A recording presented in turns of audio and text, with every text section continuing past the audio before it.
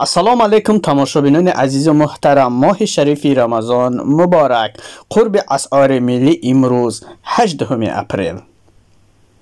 دوستان عزیز و مهربان من، 100 یورو همگی 8727 روبل و 100 دلار ایالات متحده آمریکا همگی 8075 روبل.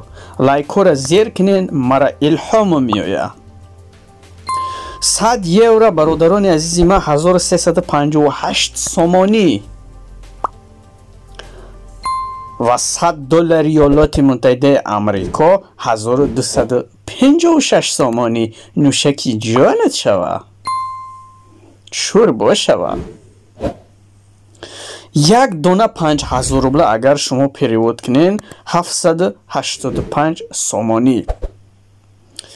یک دونه 2000 روبل 314 سومانی. در شما ابنولد شدگی نیست، دیرتر ابنولد میشه. پگت و عبیده ایمان اینترنشن 157 سومانی. توحید بانک 157 سومانی. این برای فردا. الف بانک 154 سومون و 50 دیرم. نوشکی جوانت شوه، شور باشه. و دوستانی عزیزی من، بانک اسخطه 153 سومانی. لایک را بزنین، مرا الهام بیاید تا به شما ویدیوی نو کنم. امانت بانک 154 سومون و 50 دیرم تا 155 سومانی. دوستانی من، اوریون بانک 1000 روبل 154 سومون و 60 دیرم. زوش کپلی.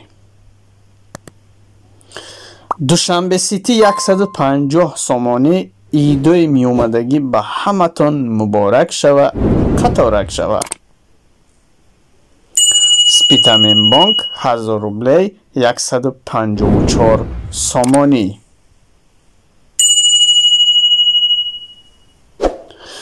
بانک هما 1000 روبل 153 سومون و 50 دیرم. نوشکی جوانت شوه. و بانک آخرانی ما کامرس بانک 157 سومانی. لایک را بزنین، مرا الهام بیاید تا ویدیوی آینده. خدا نگهبان.